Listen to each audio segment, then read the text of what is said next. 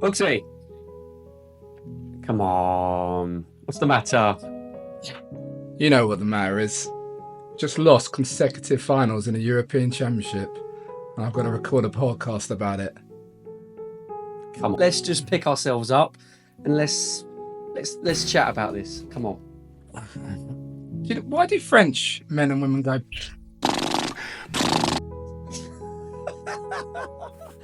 He's back.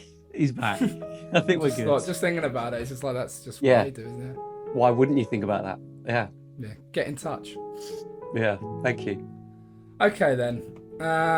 Should we go through it then? Let's dissect it. Go on then. What do you want to talk about first? Right. Well. Well, how do you feel? So we're going to focus on the final. Let's go straight to the final. Okay. How do I feel? Really disappointed, but it is what I expected. It is where I thought, we were going, unfortunately. So I didn't have much hope going into the final. I had much more hope in the Italy final 3 years ago. With this one, I felt it was a bit of a free hit because expectations weren't kind of there. Yeah, it was. I didn't have high hopes, but I did look at how Spain played France and Germany, and I said, well, if that goes the same way and we have a bit of quality, we might have enough. And then it's just the game management from the 75th minute. I don't know if it was the players, I don't know if it was the manager, but the decision making was just wrong. I don't mind be defensive, but keep the ball. And that's what we didn't do. Well, yeah, I mean, in terms of game management, we've talked about this across the tournament, and we've also talked about the fact that we haven't created bundles of chances. We looked at the XG before the game and said that this isn't looking that good for us. I know that in the quarter of an hour leading up to Cole Palmer's equaliser, we had 3 shots to Spain's 4 with 56% possession. And then after scoring for the remainder of the game, we had no shots and 25% of the ball. 23% of the ball, excuse me. And, coming into the final, England had averaged 58% possession. Spain had averaged 57%. I've actually drawn up our possession per game and got it side by side with Spain's run. And you can see there's only like a couple of games where either team didn't hold more possession than the opposition. England saved their worst to the final, 35% possession in the end. And, the only other one where England lost on possession was 49% to Denmark. Spain only edged out a couple of times, as you can see. But, we talked about earlier in the tournament, I think it was the Ukraine-Romania game where Romania won, that possession can be a bit overrated. You can control games without the ball, but England's style is, it's stark contrast to the earlier games where we're expected to dominate, and we dominate the ball, but we struggle to break the team down. You get us in a big game, we can't keep hold of the ball, and, on top of that, we won't create chances as well. But it was, let's talk about Gareth. What do you think? Are you happy to see him go? Yeah, I'm kind of surprised that Southgate has made this call kind of so soon after the tournament. And it is unlike him to make such an early, quick and effective decision, really, isn't it? I did put up a social media post sort of saying that I think the Southgate era will be looked back on quite fondly. And I actually had a professional club chairman message me and say he's going to block me if there's any more of that. Not happy. So each to their own. I think the Southgate era will be looked at fondly. And if you'd said he was going to stay, I would have been okay. But I do think it's time to kick on now. I think what Southgate has done so effectively for England is change the culture, change the mentality of players. And, okay, the two things probably go hand in hand in terms of we've had a lot of quality come through during Southgate's time in terms of the players. But he has changed the expectations about what this team and this nation can expect going into a tournament. We've had good players before and we've failed miserably. We've been perennial quarter-finalists under Sven. We've had tournaments where we haven't qualified following that. He hasn't done a bad job. Sadly, what I realised is we're not going to win it. We have just witnessed the best time for England the last 8 years, and yeah, Southgate was in a very interesting position when he took over. We're very much at the bottom, desperate after Allardyce decides to drink wine out of pints. That wasn't why he was sacked, but it was what he said while he was Should have drinking. been. Yeah, but It should be commended, if He anything. says, "Do I not drink?" Carry he on. drinks. He's been there 8 years, and he was under 21s 3 years before that. So all those players in that team, apart from Carl Walker, they were all teens when Gareth Southgate was about, and he would know about every single one of those players. He curated that culture in that England camp. I think we talked about before how he just diffuses situations. He comes across quite boring and sort of square, but that was almost like his asset, wasn't it? He kind of just made things dull around him, so there was no dramas. Yeah, I think his media management has been exceptional. He's so good at controlling that narrative.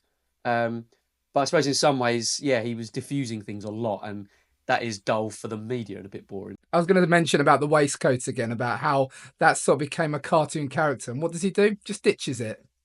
Yeah, He could that's have it. like played up to it, but he thought, nah, I'm not liking that. Don't need that attention. Gone. Yeah, people will think of, I think, this time under Southgate, and will think of the waistcoat, but that was only in Russia. He didn't do it in any of the other three tournaments. He got rid of it because he didn't want that attention. But it's funny, how the mind plays tricks, and I think we will perhaps remember that. But I was going to read you out quotes following tournament exit. So here we go. This is all from Southgate. Knockout football is fine margins. When you have spells, you have to make them count. Games are decided on fine margins, and it was with them tonight, not us. They played really well against top team, and fine margins at both ends have ended up deciding the game. As always in this game, it comes down to fine margins. Now, you may feel like he or I have repeated a few words there. That's because I've just read out 4 different quotes, all from Southgate immediately following tournament exit to Croatia, Italy, France, and now Spain. And I'm not having a go for banging the same drum and him saying similar things. I think it's more to do with it's been the same problem every single time, and unfortunately, we haven't quite sorted that out. We've looked at the draw that we've had in these tournaments, and we've said pretty soft, pretty easy. And when you think about who we've beaten in that time, not an amazing collection of teams that we've actually had to eliminate from these tournaments. And ultimately, it has just come down to when we face a really good team, we'll get knocked out. Yeah, and I'm trying to find the quote now, actually. But the quote was basically saying he's going to create a new style and make England exciting to watch again. And unfortunately, when you sort of bookend that with how it ended, England weren't exciting to watch. And that's sort of, even though I'm a big Southgate fan, I did look at that and think, you kind of, it's that classic thought, isn't it? If you stay around long enough, you become the villain, don't you? Yeah, although he was thinking about going after the World Cup in 2022, and I think even though there's been a lot of criticism come his way during Euro 2024, I think he getting to another final is a huge achievement, regardless of the draw, regardless of anything else. It is still really good, and so I think that would have been worse to go after the World Cup, actually, because that was a quarter-final exit, and I think that would have felt like it was more of a decline, whereas this kind of feels, I don't know, like we've hit the ceiling again, I suppose. Yeah. I mean, we talked about those underlying numbers. We'll put them up there. Spain, best team at the tournament. We've talked Oh, about it. Performed like it. Edged out by Germany in the quarterfinal. But beyond that, really, really strong numbers.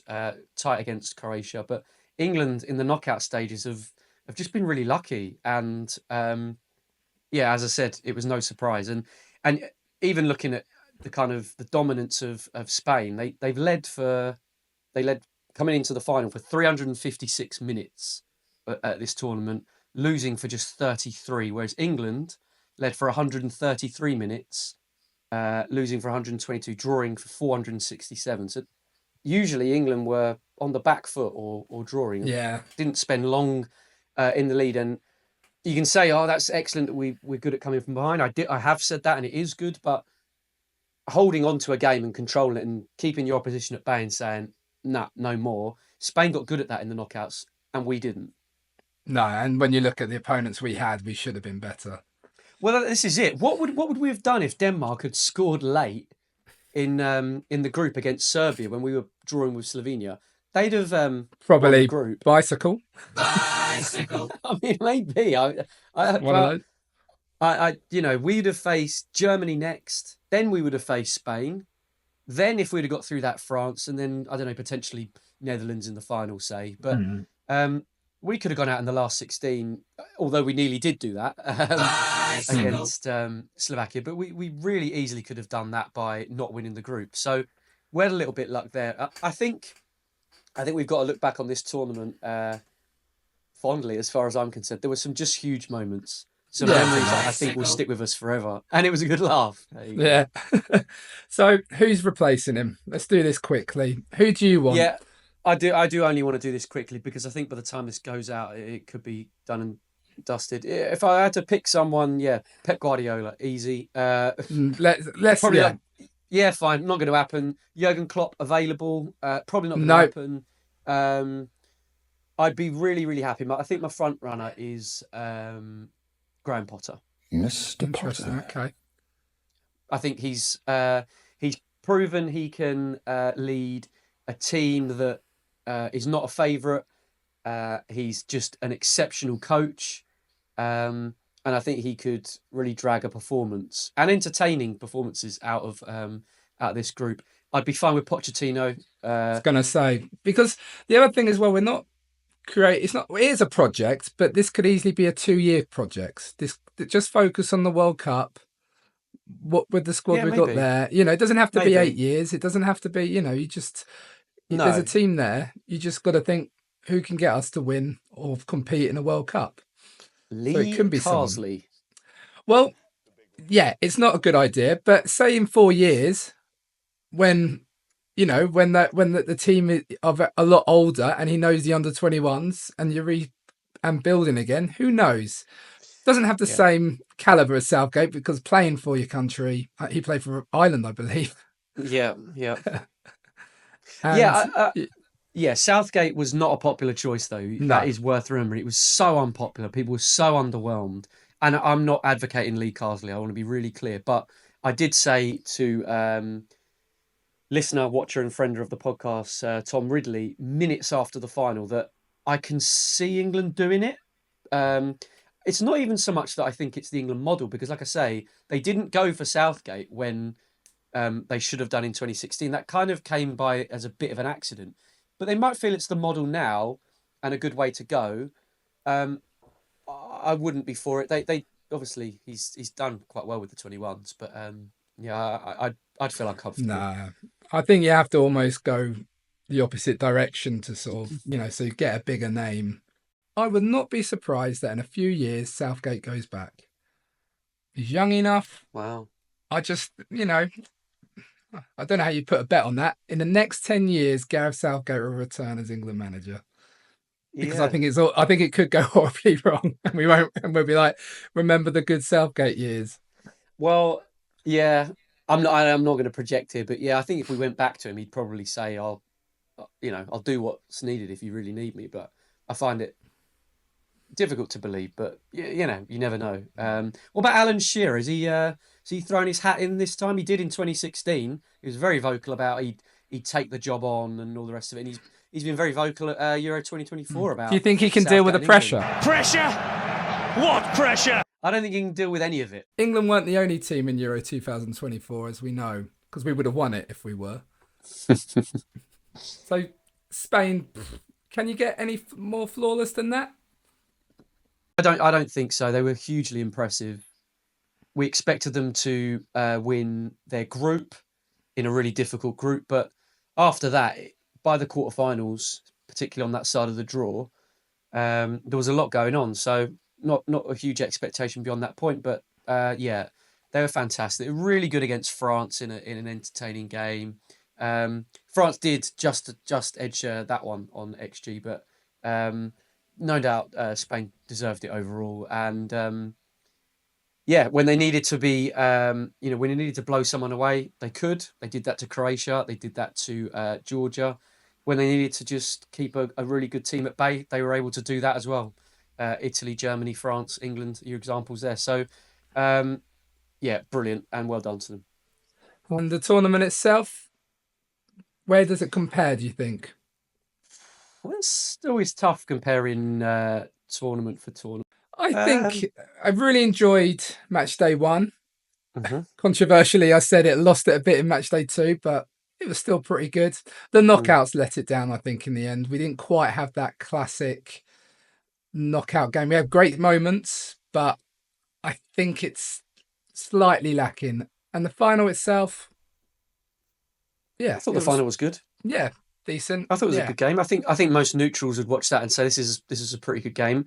I mean, I picked out 5 games that I thought were the best, and 2 were from the knockouts. I do think the last 16 was slow and plodding, and got the knockouts off to a poor start. But I thought from the quarterfinals we saw some good games. I picked out Turkey Georgia, the 3-1 to Turkey in the group. Yeah, that's great. That was a great game. Netherlands 2, Austria 3. That madness in match day 3.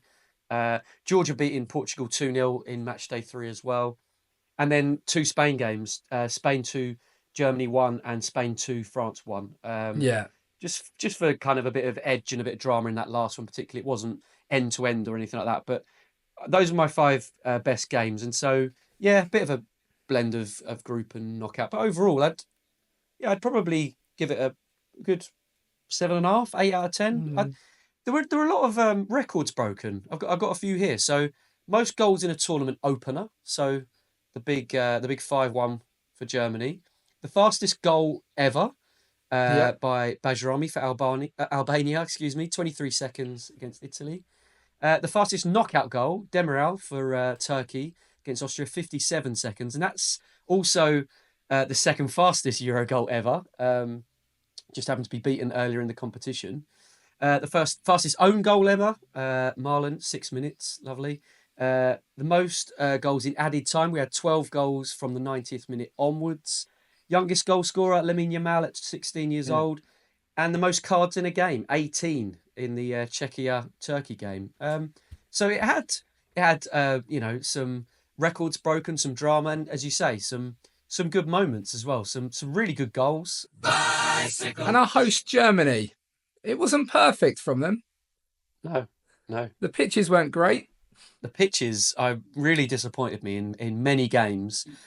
There were a few where the pitch just looked dry and the ball wasn't, moving quite well enough. And you really notice it when those players go for the knee slide celebration and hit the deck and kind of go over, So And pitch invaders, that was a high, wasn't it? I don't think we actually have the yeah, stats of how many pitch invaders, but there was a not lot got this not got it to tournament. hand, not got it to hand. But No. yeah, there were a Morata few. nearly missing the final. Did we see the mascot? I was We about talked to about that on the ask, preview. Oh, okay. where is that guy? And he's a good.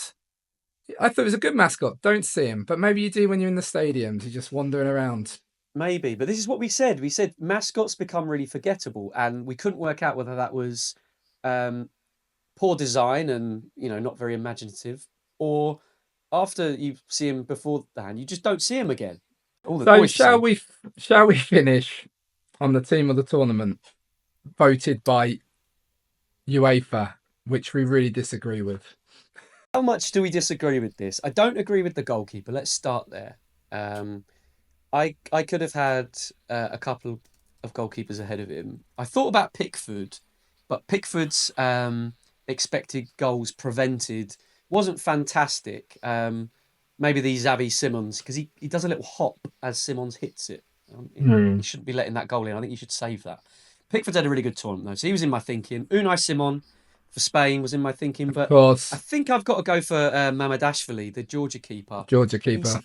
He saved, I think he had 29 shots in 4 games. I know he had 4.1 post-shot expected goals prevented, which is, so, I think they let in, I don't know let's say they let in 12, he should have let in 16.1, essentially. Yeah. he was keeping them out for 4 goals, and he was just very busy. And I thought he was brilliant and deserves a mention. And I think a Georgia player should be in this team as well. I know you can't always have sentiments, but um, I think it's deserved. The standout name for me is what are you doing here, Carl Walker? Because he he had an awful tournament for me. Um, Just yeah, I think I said about 2 years ago when we watched England before, and I said Carl Walker, he just looks like he's about to make a mistake, but has never actually really made that mistake. And he still hasn't quite made the mistake, but I think he is quite suspect. And well, this I'll bring you tournament on to showed it. mistakes if you want. They're not giving the ball to the opposition, but I think there's two in the final. I think I think he leaves Nico Williams on the first goal a bit too easily. The second goal, watch it back. It's a disgrace. Spain Yeah, are I've coming seen at it. us. Walker's jogging back. He's about 10 yards ahead of his centre backs. He's jogging backwards. He then decides, I probably need to turn and start sprinting back here. But he turns and jogs. Then they make the switch out to Kukureya on the left. He's just let him have the whole run down the left hand side. Then he does the Kyle Walker classic sprint out, put out the fire. But he doesn't get there. He's not fast enough. And the cross is in, and it's a good goal. It's really well Mhm. taken, but it should just be stopped really, really easily. And He also I'm not. hesitates and doesn't slide. Like he did actually I, did a really good slide against, I think it was Netherlands, wasn't it? Where he did a good block, and I thought yeah, yeah, he he could did do it in the the same box. here Yeah, again, and he just I doesn't. I I'm not sure I'm going to forgive him, and I'm actually quite a fan of his. He has had an underwhelming tournament. I have no idea how he's got into this team of the tournament. I'm stunned. Um, maybe it's just to get an England player in, but I would have put John Stones or Mark Gahey in Yeah, if you John wanted to Stones. find Yeah, someone. No, absolutely no chance. Kyle Walker's getting in our team. So maybe Danny Carvajal. I thought he was good. Josh Kimmich played well for Germany. yeah. I thought just Jules Koundé was really good for France as well. Any of those would be absolutely fine. I'd mentioned Mm. Stefan Poch for Austria earlier in the tournament. He had a nice time. So yeah, possibly Carvajal or Koundé. Mm. And you can't argue with any of those Spanish players there really because working as a unit, they're what can you It do? They've is gone and won a it is really tournament. difficult. It ends up being overload, doesn't it? There's loads of them, Yeah, and I can't argue. Danny Olmo, he's come off the bench probably more times than he started, or it's at least close. But in the end, his contribution was just so tidy. He's scored what 3 goals and 2 assists. You can't really argue with it. So he deserved to be there. Tony Kroos has had, he had a really good tournament for the games he played, and he was top of a lot of the numbers. So I'd Kante maybe, could be there. yeah, and Kanté was the other one in centre midfield. That two player of the matches in the group stages, and look really the heart and soul of France. If I was going for a French player, maybe it'd be him. Saliba is in the official. He had a good tournament, but I'm not sure I can get away from Ruiz and Rodri really. So um, I yeah. think you can replace Musiala. I thought he had a good tournament. Thought he was looking to be young player of the tournament before Yamal had something to say. But then I put him in the same category as players like Bellingham, who had some great moments but weren't consistent enough through the tournament. And yeah, Bellingham could have gone there, I thought. But I think they wanted to put a German in there, and he did sort of stand out, and I think he's one for the Musiala is. future. Yeah, I know. I thought he had a really good tournament. He went obviously quarterfinals, but he scored. He scored a couple of goals. He was there was some assists. He was dangerous. Just his numbers were good, but he was dangerous in every single game. He always looked a threat. They've obviously got him centre forward to fit things in. I don't mind that. You could put Olmo as the false nine if you want. It's not really that important. I think it's important to just recognise the right people. I think Gakpo is a bit unlucky. I thought he had a decent tournament. And the Georgian forward as well, which I won't even try and say his name. You know his name. You learnt his name. Mikatadze, yeah, two Yeah. penalties though. So, but no, he was really Ah. good. He was good, and deserves a little mention for sure. Yeah, So, well, that seems to be the end and the end of our Euro 2024 pod. What a journey we had. yeah. What a journey! I've enjoyed it. What are we going to do next? Is football continuing or have they finished it? I think football's going to continue. Yeah, I think there's plans to have another season of this. So yeah, we should maybe have a little look, and maybe we'll bring you some different kind of pods over the summer. I don't know. Well, I think we let whoever's out there listening and viewing, what do you want to hear? What do you want to see? Less of us, maybe, but we'll do that. We are at your service. If it's less, don't comment. If it's more, comment and say why, and say what. So, but yeah, hit that subscribe button. That's the way to support us as well. And yeah, been a pleasure. And thank you very much for joining us across the tournament.